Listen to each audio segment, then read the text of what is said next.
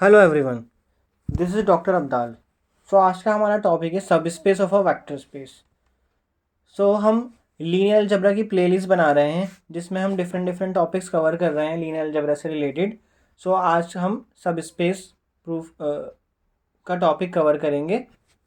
और इससे पहले हम फील्ड, वेक्टर स्पेस की डेफिनेशन, वेक्टर स्पेस के एग्जांपल ये सब डिस्कस कर चुके हैं और अब हम सब स्पेस डिस्कस करेंगे।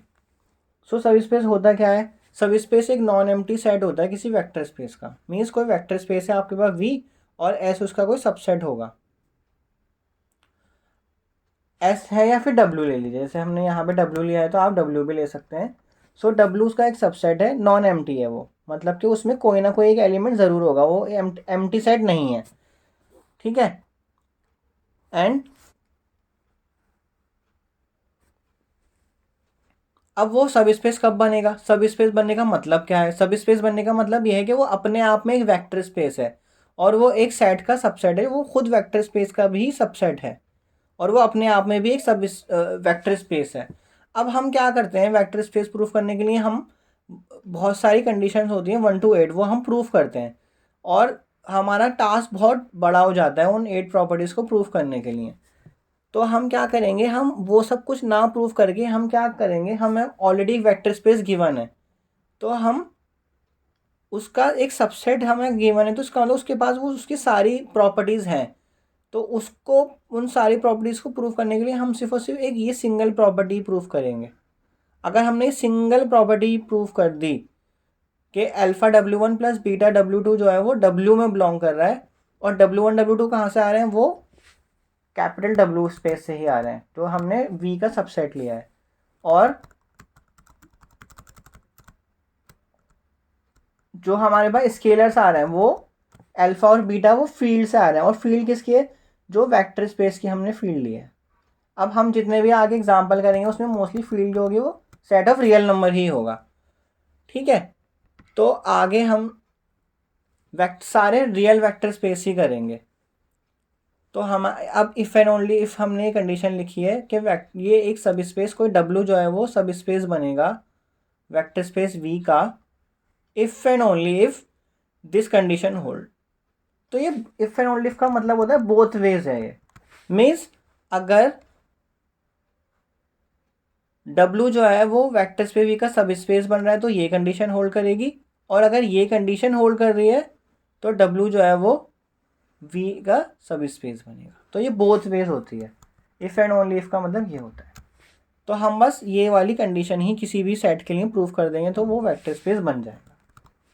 ठीक है। तो आपको ये बस याद रखना है W1 W2 W से आ रहे हैं और अल्फा और बीटा जो है वो फील्ड से आ रहे हैं, और फील्ड हम आर ही लेंगे, सेट ऑफ रियल नंबर ही लेंगे। तो क्वेश्चन करते हैं इसके लिए।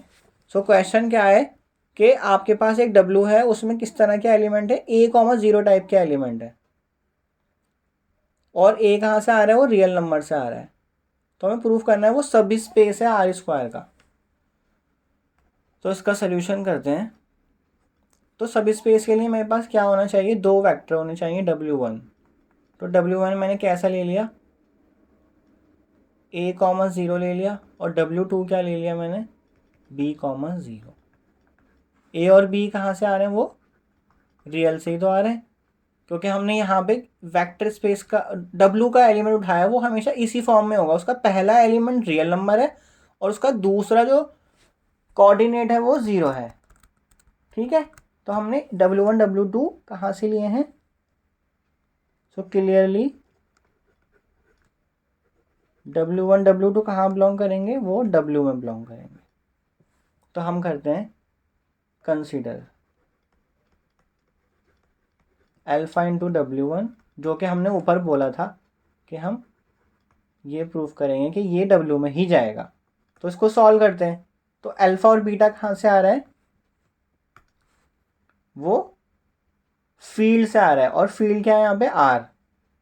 तो हम लिख लेते हैं यहाँ पे alpha and beta are coming from the field, क्योंकि आर स्क्वायर की फील्ड क्या होती है, वो आर ही होती है। आर स्क्वायर एक वेक्टर स्पेस होता है जो हम अपनी प्रीवियस वीडियो में प्रूफ कर चुके हैं। इसको सॉल्व करते हैं। अल्फा इंटू W1 और plus beta into W2 W2 क्या है, B कॉमा 0। अब आर स्क्वायर में स्केलर मल्टीप्लिकेशन कैसे होता है, ये हम पिछली वीडियो में प्रूफ कर चुके हैं कि अल्फा जो है वो इधर मल्टीप्लाई हो जाएगा ए से, और अल्फा जो है वो 0 से मल्टीप्लाई हो जाएगा, plus beta into B comma beta into 0 हो जाएगा।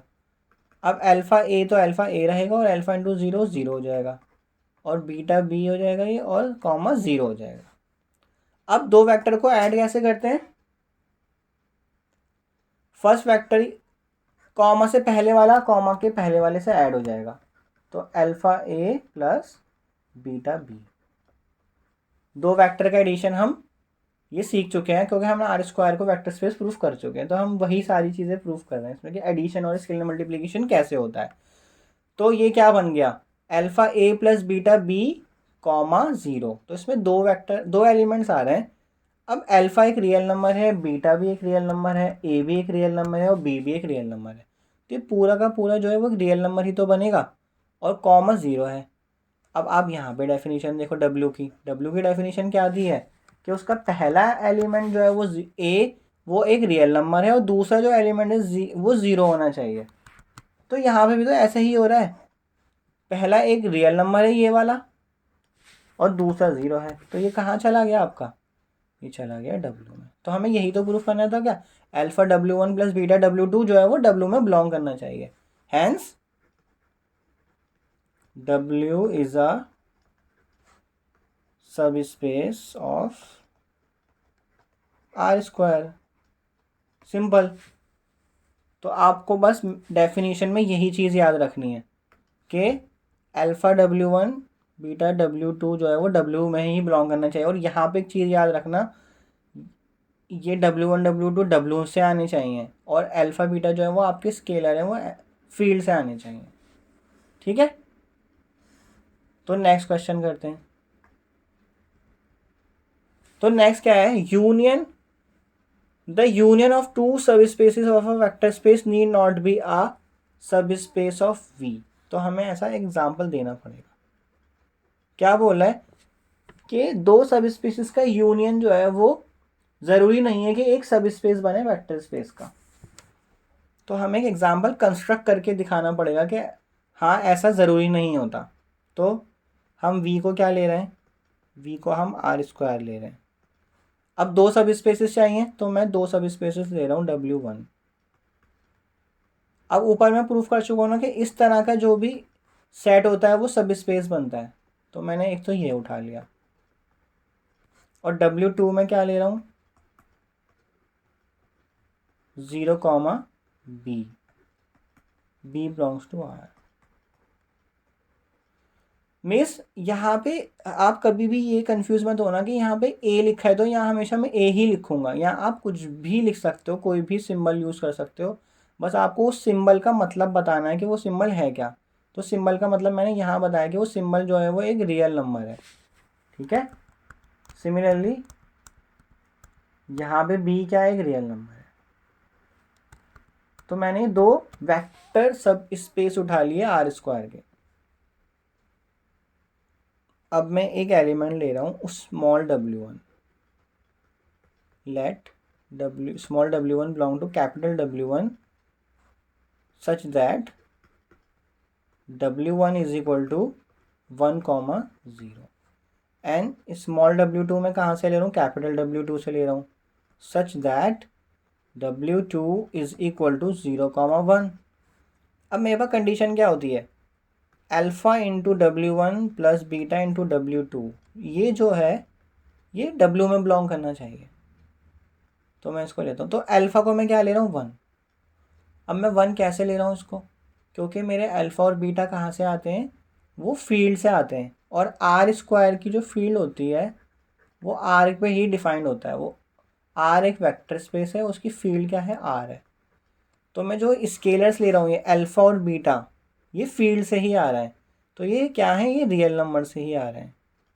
ठीक है, तो मैंने अल्फ़ा को 1 ले लिया, और W1 मैंने क्या लिया है, 1 कॉमा 0। और बीटा क्या है आपका, बीटा को भी मैंने 1 ले लिया, क्योंकि वो एक रियल नंबर है, वो फील्ड से आ रहा है, वो आर से आ रहा है। तो ये इस तरह से लिख लिया। अब 1 को मल्टीप्लाई करोगे अंदर तो 1,0 ही होगा, और इस वाले में भी 1 को मल्टीप्लाई करोगे तो 0,1 ही रहेगा। इन दोनों को ऐड करोगे तो क्या आ जाएगा, 1 + 0,0 + 1। ऐसे ही होता है ना, फर्स्ट वाला फर्स्ट से ऐड होता है, सेकंड वाला सेकंड से। अब ये बन गया 1,1। ठीक है। अब क्या बोल रहा था ये, the union of two subspaces of a vector space need not be a subspace. अब हमें जानना पड़ेगा कि W1 यूनियन W2 क्या बनेगा। ठीक है, सो W1 यूनियन W2 देखते हैं क्या बनेगा। यूनियन का मतलब क्या होता है कि उसमें W1 के भी एलिमेंट होंगे और उसमें W2 के भी एलिमेंट होंगे। तो W1 के सारे एलिमेंट इस तरह से हैं, है ना, एंड उसमें W2 के भी एलिमेंट होंगे। और A और B कहाँ से आ रहे हैं, सच दैट A भी जो है वो रियल नंबर से आ रहे हैं। तो क्या ये 1,1 W1 में बिलोंग करेगा, तो ये नहीं करेगा। क्यों नहीं करेगा, क्योंकि W1 यूनियन W2 में या तो फर्स्ट रियल नंबर होगा और सेकंड वाला 0 होगा, या फिर फर्स्ट प्लेस पे 0 होगा और सेकंड प्लेस पे कुछ रियल नंबर होगा। मीन्स हमेशा एक प्लेस पे 0 होगा ही होगा W1 यूनियन W2 में। बट हमने क्या करा, अल्फा W1 + बीटा W2 किस तरह से बना लिया, हमने 1,1 बना लिया उसको, तो वो तो इसमें बिलोंग नहीं करता। तो इसका मतलब हमारी कौन सी कंडीशन होल्ड नहीं करी, जो हमने ऊपर डेफिनेशन में डिफाइन करी थी कि अल्फा W1 + बीटा W2 हमेशा W में ही बिलोंग करना चाहिए। और आप W1 W2 कोई से भी वेक्टर के लिए चेक कर सकते हो, मीन्स ये सबके लिए होल्ड करता है। तो मैंने W1 W2 अपने पास से इस तरह से ले लिया कि वो होल्ड ना करे, क्योंकि उन्होंने ऐसा एग्जाम्पल पूछा था हमसे कि जहाँ पे वो सब स्पेस ना बने, W1 यूनियन W2। तो hence W1 union W2 is not a subspace of R²। So next question करते हैं। आई थिंक ये क्वेश्चन तो आप खुद से कर सकते हो कि W क्या है, A, B, 0, ये सब स्पेस बनेगा R3 का। जैसा R² के लिए करा है सेम बिल्कुल वैसे ही करना है, इसमें भी कोई प्रॉब्लम नहीं है इसमें करने में। तो इसमें आप क्या करो, एक W1 ले लो, A1, B1, 0, और एक W2 स्मॉल W2 ले लो, A2, B2, 0। तो देखो नोटेशन में कुछ भी यूज़ कर सकता हूँ, बस मुझे बताना पड़ेगा कि ये A1, A2, B1, B2 actual में है क्या। तो ये रियल नंबर्स हैं। तो देखो यहाँ पे किस तरह से W में डिफाइन किया, पहला एक रियल नंबर है A, देखो A एक रियल नंबर है, उसने बताया है यहाँ पे, और B क्या है, वो भी एक रियल नंबर है, और थर्ड वाली पोजीशन पे 0 ही होगा। क्लियर है। तो हमने W1 W2 वैसे ही बना लिया। तो क्लियरली W1 W2 जो है वो W के ही मेंबर है। अब क्या करना होता है हमें, अल्फा इंटू W1, यही तो चेक करना होता है हमेशा, हम यही चेक करेंगे, alpha into W1 + beta into W2।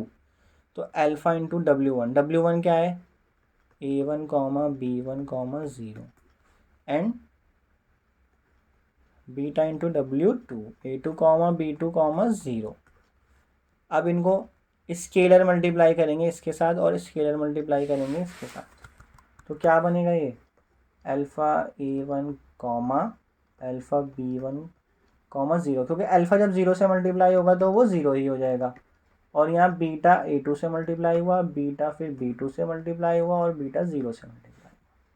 अब इन दोनों वेक्टर को ऐड कर दो, इस पूरे वेक्टर को इस पूरे वेक्टर के साथ, तो फर्स्ट कंपोनेंट फर्स्ट के साथ ऐड होगा, अल्फा A1 जो है वो बीटा A2 के साथ ऐड हो जाएगा। फिर सेकंड कंपोनेंट क्या है, अल्फा B1, और इस वाले का सेकंड कंपोनेंट क्या है, बीटा B2, और 0 के साथ 0। अब आप ये चीज़ देखो, अल्फा और बीटा कहाँ से आते हैं, वो फील्ड से आते हैं। अल्फा और बीटा कहाँ से आ रहे हैं, वो फील्ड, और फील्ड क्या है, वो आर है, क्योंकि R³ भी एक वेक्टर स्पेस होता है, और R³ की जो फील्ड होती है वो R ही होती है। वो मतलब R³ over R is a vector space. तो हमारी फील्ड है R, set of real number. तो जो अल्फा और बीटा होते हैं वो नंबर्स होते हैं, स्केलर्स होते हैं जो फील्ड से आते हैं, और फील्ड यहाँ पे आर है तो वो रियल नंबर्स है। अब आप एक चीज़ देखो, यहाँ पे अल्फ़ा एक रियल नंबर है, A1 एक रियल नंबर है, तो उन दोनों का मल्टीप्लिकेशन भी एक रियल नंबर है। फिर बीटा एक रियल नंबर है, A2 एक रियल नंबर है, उन दोनों का मल्टीप्लिकेशन भी एक रियल नंबर है, और फिर फाइनली वो ऐड हो रहा है, तो ऐड होके भी वो रियल नंबर ही बन रहा है। तो इसका मतलब क्या हुआ, जो यहाँ फर्स्ट कंपोनेंट है वो एक रियल नंबर है। Similarly alpha B1 beta B2 ये भी पूरा एक रियल नंबर है, और थर्ड पे 0 है। अब देखो W की डेफिनेशन, W की डेफिनेशन क्या कह रही है कि A और B फर्स्ट कंपोनेंट भी रियल नंबर होना चाहिए, सेकंड कंपोनेंट भी रियल नंबर होना चाहिए, और थर्ड कंपोनेंट 0 होना चाहिए। तो सारी कंडीशन W की सेटिस्फाई ही तो हो रही है ना यहाँ पे। तो इसका मतलब क्या हुआ, ये एलिमेंट कहाँ बिलोंग कर रहा है, ये एक्चुअल में W में ही बिलोंग कर रहा है। तो हमें यही तो प्रूफ करना होता है जो हमने ऊपर डेफिनेशन दी थी कि this element must belong to W। तो hence W is a subspace of R3। तो हम बार बार वही डेफिनेशन यूज़ कर रहे हैं जो ऊपर मैंने हाईलाइट करी है। अब नेक्स्ट क्वेश्चन करते हैं। नेक्स्ट क्वेश्चन भी बिल्कुल इससे सिमिलर है, show that R square is a subspace of R3। तो इसका सोल्यूशन लेते हैं कैसे आएगा। अब एक्चुअल में R क्यूब क्या होता है, मतलब आप 3 डायमेंशन की बात कर रहे हो। 3 डायमेंशन कैसे होती है, उसमें एक्सिस 3 होती हैं, मतलब उसमें एक्स एक्सिस भी है, उसमें जेड एक्सिस भी है, उसमें वाई एक्सिस भी है। ठीक है, तो कोई सा भी आप एलिमेंट कहीं लोगे तो उसके 3 कंपोनेंट्स होंगे, A comma B comma C, कहीं पे भी ले लो, वो डिपेंड करेगा आप कहाँ ले रहे हो। अब आप इसको मान के चलो कि ये एक रूम का फ्लोर है, ये वाला हिस्सा, ये पूरा रूम का फ्लोर है, ठीक है, और उस रूम की जो हाइट है वो इतनी ये जा रही है, ये जेड एक्सिस उसकी हाइट दिखा रही है, ठीक है। तो आप एक्स डायरेक्शन में जा रहे हो, आप वाई डायरेक्शन में जा रहे हो, और आप ऊपर हाइट जो ऊपर जा रहे हो वो जेड डायरेक्शन में जा रहे हो। तो अगर मैं कोई एलिमेंट यहाँ लूँ, इसमें जो आपका रूम का फ्लोर है, तो उसकी कोई हाइट नहीं होगी ना। अगर मैं कोई पॉइंट यहाँ ले रहा हूँ तो उसका क्या होगा, उसमें A होगा, कुछ ना कुछ वैल्यू होगी, B कुछ ना कुछ वैल्यू होगी, और उसका जो थर्ड वैल्यू होगी वो 0 ही तो होगी। क्यों, क्योंकि उसमें Z, अगर आप थोड़ा सा भी ऊपर हवा में आओगे तो उसकी वैल्यू कुछ 0, कुछ वैल्यू आ जाएगी नॉन ज़ीरो, बट वो तो फ्लोर पर है ना, उस पॉइंट की हाइट नहीं है कुछ भी। वो एक्स पे कितना ट्रैवल कर रहा है, ये पॉइंट एक्स पे इतना ट्रैवल कर रहा है, क्यों, क्योंकि आप ओरिजिन से तो चेक करते हो ना, तो ये इतना ट्रैवल कर रहा है, तो इतना एक्स हो गया, जो मैं आपको यहाँ दिखा रहा हूँ इतना एक्स हो गया। और बी, बी का मतलब है वाई, तो वाई पे वो इतना ट्रैवल कर रहा है, इतना, तो ये बी की वैल्यू आ गई। बट ज़ीरो क्यों आया, क्योंकि वो जेड पे ट्रैवल ही नहीं कर रहा, वो फ्लोर पर है पॉइंट, समझ रहे हो।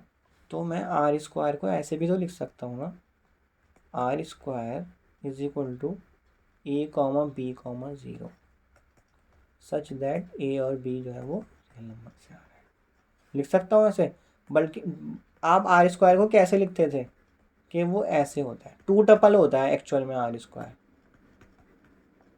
बट ये दोनों एक दूसरे की कार्बन कॉपी कह सकते हो आप, ये दोनों एक दूसरे के, इसको मैथमेटिकल वर्ड में कहा जाता है आइसोमॉर्फिक हैं। बट मैं आपको उतना डिटेल में डीप नहीं लेके जाना चाह रहा, बस मैं इतना कहना चाह रहा हूँ कि ये दोनों एक्चुअल में सेम ही दोनों चीज़ें हैं। आप इसको आर स्क्वायर के दोनों वेस में लिख सकते हो, ठीक है। तो अब आप देखो, आर स्क्वायर एक्चुअल में हम इस तरह से फॉर्मल डेफिनेशन देते हैं, बट मैं इसको आपको ऐसे भी लिख के दिखा रहा हूँ। और अगर आप ये वाला कोऑर्डिनेट देखो, तो जो मैंने ऊपर अभी प्रूफ करा है A कॉमा B कॉमा 0, मैंने इसको प्रूफ कर दिया ना कि इस तरह के सारे एलिमेंट का कलेक्शन एक वेक्टर सब स्पेस बनता है R3 का।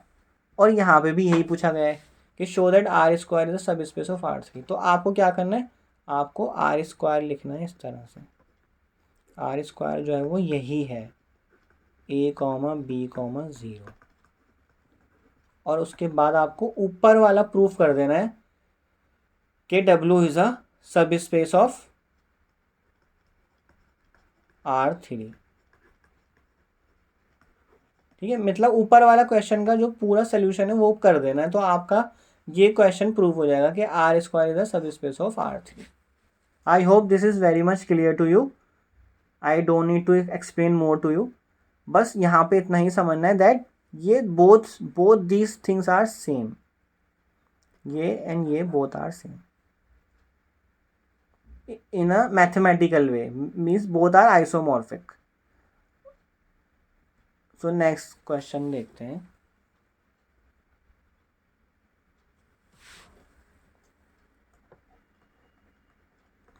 सो नेक्स्ट क्वेश्चन क्या है, एक डब्ल्यू सेट बनाया गया है, उसमें ए बी सी 3 टपल्स लिया गया है, और 3 टपल्स में जो ए बी सी 3 कोऑर्डिनेट है उनमें एक रिलेशन भी दिया गया है कि उन तीनों का सम 0 होगा, और तीनों कहाँ से आ रहे हैं, ए बी सी वो रियल नंबर से आ रहे हैं, तो प्रूव करना है ये सब स्पेस है R3 का। अब क्या आप मुझे डब्ल्यू का कोई एलिमेंट दे सकते हो ऐसे ही बनाकर जिसमें फर्स्ट सेकंड और थर्ड कंपोनेंट 0 हो?